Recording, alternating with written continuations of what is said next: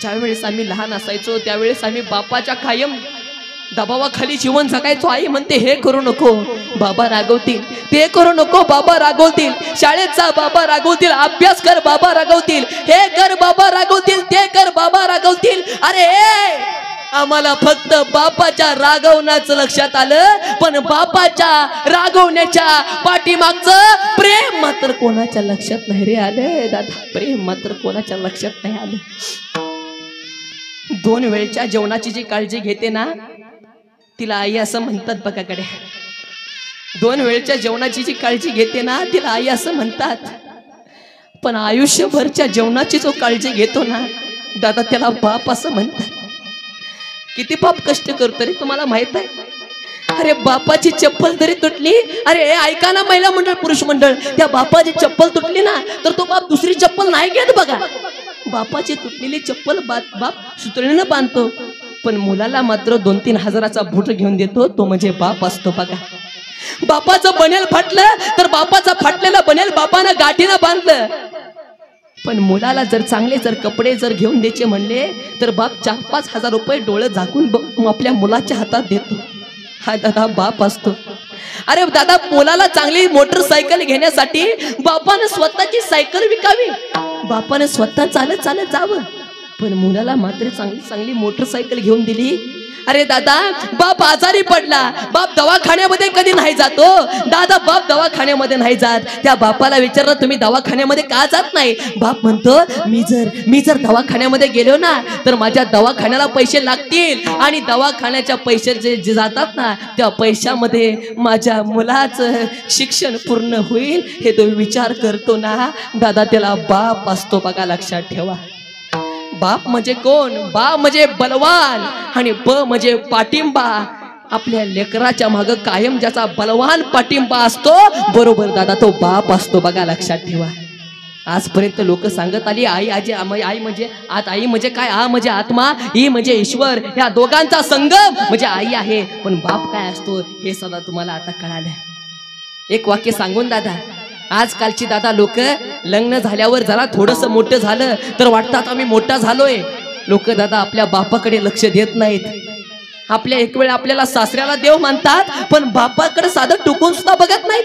अरे त्या मुलाला प्रश्न विचारायचा, अरे ऐक तुझा सासरा तुला म्हणतोय माझा जावाय बापोय, माझा जावाय बापोय, अरे ऐक बापाचं ऐकत नाही, बापा संग बोलत नाही. अरे तुला प्रश्न विचारायचा आहे मला, अरे तुझा सासू, अरे ऐक ज्या वेळेस तू आजारी पडला ना तुला नेणारा सायकलीवर पावसामध्ये भिजत तुला सायकलीवर नेणारा तुझा बाप होता, तुझा सासरा नव्हता. विचार केलाय तू कधी याचा? एक वाक्य सांगतोय दादा, जगामध्ये बापाची बरोबरी कोणच करू शकत नाही दादा, कोणच करू शकत नाही बापाची बरोबरी. पुरुष मंडळ एखाद्या कदाचित तुम्ही लहान असताना शहरामध्ये तुम्ही शिकायला असला, चुलत्याकडे तुम्ही राहत असला, चुलता सगळा तुमचा हिसाब लिहून ठेवील की बाबा दप्तराला किती खर्च आला, गणवेशाला किती खर्च आला, शाळेचा फीचा किती खर्च आला, बुटाचा किती खर्च आला लिहून ठेवणार. पण जगामध्ये मला असा एक तरी बाप दाखवा की त्यानं आपल्या मुलाचा खर्च एका चिठ्ठीवरती लिहून ठेवला. सांगा ना, बोला ना, महिला मंडळ पुरुष मंडळ बोला ना, आहे का जगामध्ये असा बाप? नाही ना. अरे बापाची काय अपेक्षा असते रे? बापाची काय अपेक्षा नसते बघा. तुम्ही पैसे कमावं बापाच्या हातामध्ये द्यावं ही तुमच्या बापाची अपेक्षा कधीच नसते. तर बापाची अपेक्षा काय असते? 80-90 वर्षाचा बाप असतो, त्या बापाचा हात थरथर कापत असतो, चेहऱ्यावरती सुरकुत्या पडलेल्या असतात. तो बाप म्हणतो माझ्या पोरानं मला भाकरी नाही दिली तरी चालेल, पण माझ्या पोरानं 2 मिनिटं माझ्याजवळ बसून एकदा मला प्रेमाने बाबा जेवलाय का असं म्हणावं, माझं पोट भरेल. हा दादा बाप असतो बघा, लक्षात ठेवा. अरे कुत्र्याला दादा तुम्ही किती सांभाळा, कुत्र्याचा शिपटीवर पाय पडला तर कुत्रं चावल्याशिवाय राहणार नाही. कुत्र्याला किती सांभाळा, कुत्र्याच्या शिपटीवर चुकून पाय पडला तर कुत्रा चावल्याशिवाय राहणार नाही. आणि आई बापांना तुम्ही कितीही लाथा मारा, अरे आई वडील आशीर्वाद दिल्याशिवाय मरणार नाहीत दादा. हे माय आणि बाप असतात, लक्षात ठेवा. सांगेन दादा, खरी झालेली घटना आहे, तुमच्या डोळ्यातून पाणी आल्याशिवाय राहणार नाही. आई बापानं आपल्या मुलांना चांगलं शाळा शिकवलं, बापानं हाडाचं काढं केलं, रक्ताचं पाणी केलं. बघता बघता त्या बापाची 2 मुलं अमेरिकेमध्ये नोकऱ्या लागली. दिवाळीचा सण आला, बापानं फोन केला, ए बाळ्या, ए राजा, ए बाळू, ए बापू, अरे दिवाळीचा सण झालाय, अरे कधी येता रे तुम्ही? मुलं म्हणतात, बाबा आम्हाला याला काय जमत नाही, सारखं सारखं उगाच तुम्ही आम्हाला फोन करत जाऊ नका. अरे बाळ्या, अरे तुला चकल्या आवडतात ना, तुला करंजा आवडतात ना, अरे तुझ्या आईने चकल्या केलेत, करंजा केलेत तुझ्यासाठी. बाबा तुम्हाला सांगतोय तेवढं करा, फोन ठेवा. बापाच्या डोळ्यातून टप्प टप्प पाणी आलं. आईनं म्हणावं, मला काय झालं? काय नाही ग, मुलगा येऊ शकत नाही या वेळेस. बघता बघता काही दिवसानं बाप आजारी पडतो, बाप मरण पावतो. गावातला सावकार फोन करतो, अरे बाळ्या, अरे बापू, तुमचा बाप मरण पावलाय, आता तरी येणार का नाही? 5 दिवसानं एक मुलगा येतो. आई घराच्या दरवाजामध्ये रडत असते.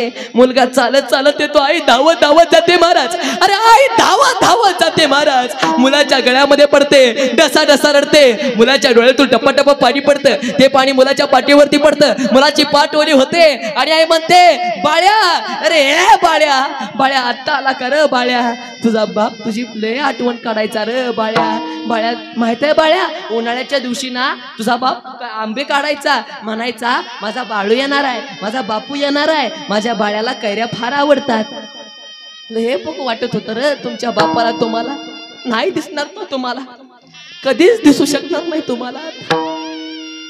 त्यावेळेस आई स्वतःला सावरते. आई म्हणते, बाळ्या, हे बाळ्या, बाळ्या तू एकटा आला कर बाळ्या? बाळ्या तुझा मोठा भाऊ बापू नाही आला? त्यावेळेस त्या मुलानं एवढं भयंकर उत्तर दिलं, एवढं भयंकर उत्तर दिलं. अरे काय होतं उत्तर? तो मुलगा म्हणला, आई मला माझा दादा म्हणाला. काय म्हणाला? आई मला माझा दादा म्हणाला. काय म्हणाला? आई मला माझा दादा म्हणाला. बापाच्या वेळेस तू जा आणि आईच्या वेळेस मी जातो. ऐकलं रे दादा, आईनं ऐकलं. आईला जाग्याला हृदय विकाराचा झटका आला आणि आई जाग्याला मरण पावली. अरे अशी मुलं जन्माला येण्यापेक्षा आई वान जरी राहिली असती तरी सुद्धा काय हरकत नसती राहिली. बघा, लक्षात ठेवा. पाया पडून सांगतोय, आपल्या आई बापाची सेवा करा. ह्या प्रत्येकाने, दादा मी एक वाक्य सांगतोय, ह्या प्रत्येकाने खऱ्या अर्थानं हे जे परिवार आहे, ह्या परिवाराचा दादा आदर्श घेतला पाहिजे. दादा आई वडिलांची सेवा कशी करावी, दादा तुम्ही ह्यांच्याकडे बघून दादा शिका. असो, आता वेळ जवळ